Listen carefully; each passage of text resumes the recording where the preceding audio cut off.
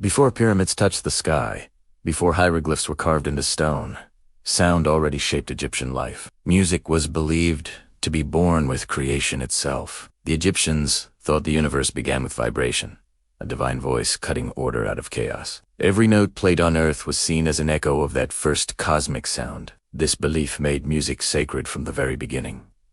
It was not entertainment.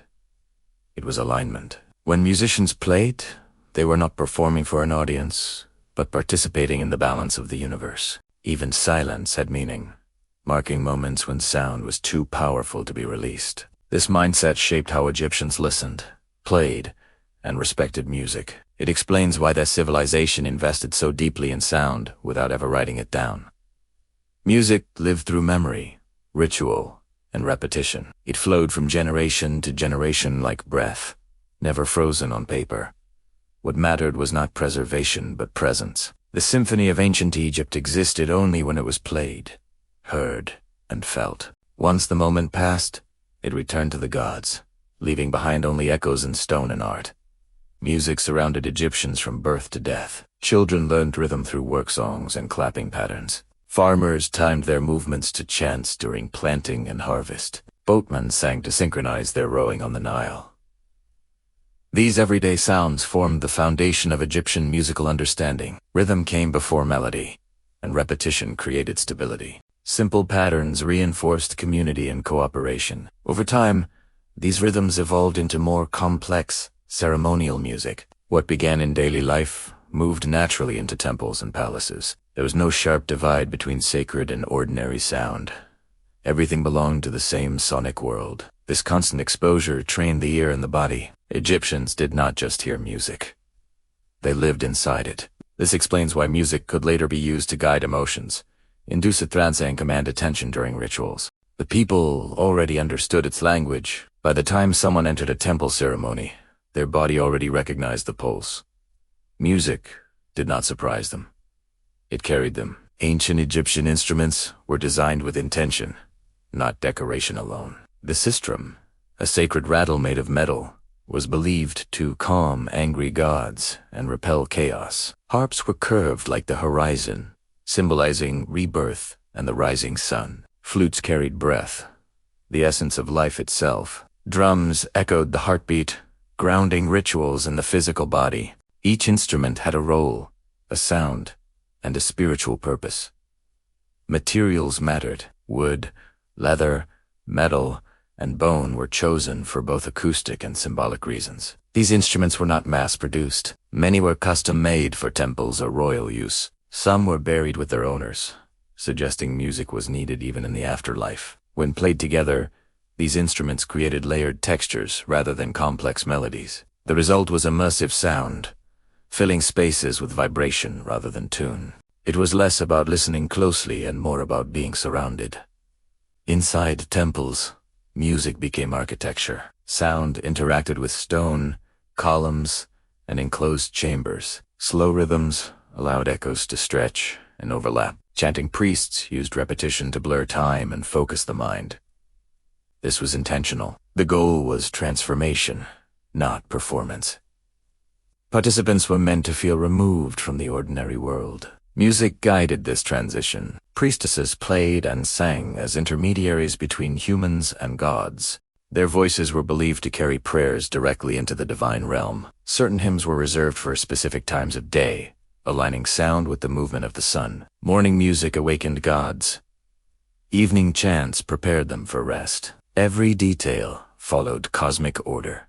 If played incorrectly, it was believed the balance of the ritual could fail. Music was responsibility. Mistakes were not artistic errors, but spiritual risks. This seriousness explains the discipline and respect given to temple musicians. Pharaohs understood music as a tool of authority. During coronations, carefully controlled sound transformed a man into a god-king. Drums announced power. Trumpets signaled dominance and divine approval. Chants repeated royal names until identity and divinity merged. Music shaped perception. It made rule feel inevitable and sacred. In military settings, rhythm unified soldiers, regulated movement, and amplified fear. Victories were celebrated through sound, reinforcing loyalty and collective pride. Music followed the pharaoh everywhere, from palace to battlefield to tomb. Ebon in death. Royal symphonies continued. Funeral music guided the soul through the dangerous journey to the afterlife. Specific tones were believed to open gates, appease guardians, and protect the spirit. The pharaoh did not leave music behind when he died. He carried it forward into eternity. Unlike modern music, ancient Egyptian sound was not written down. There were no scores, no fixed compositions. Everything was transmitted orally and physically.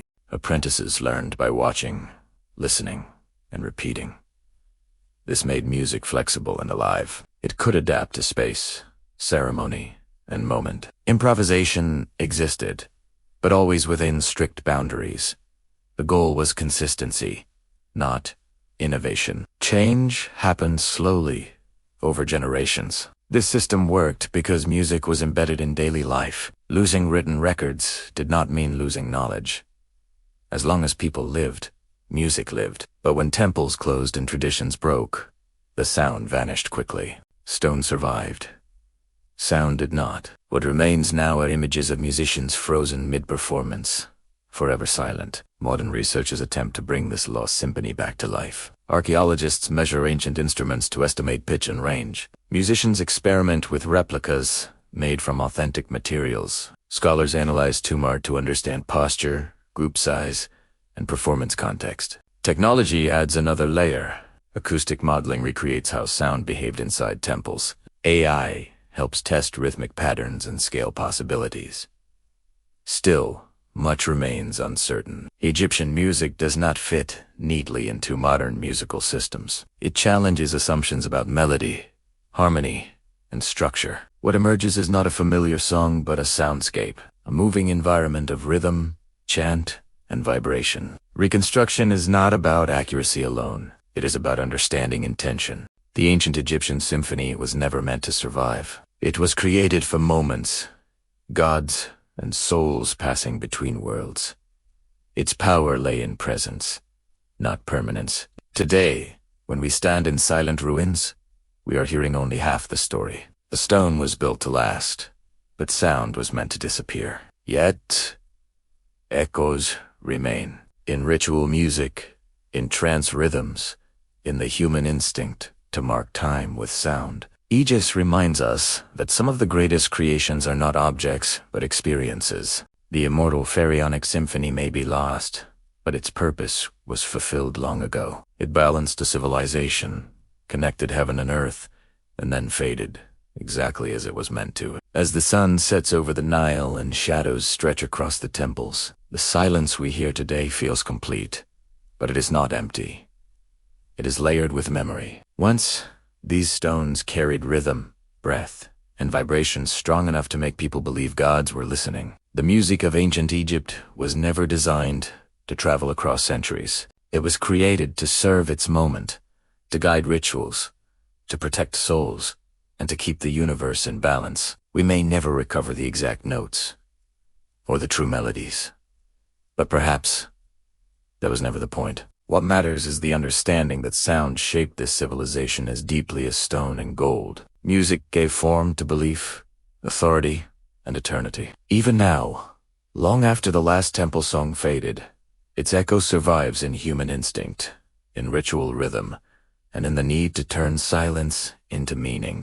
The immortal Pharaonic symphony was not lost. It was completed. And in the quiet of these ruins, if we listen carefully, we are not hearing absence. We are hearing the end of a sacred performance that was never meant to be replayed.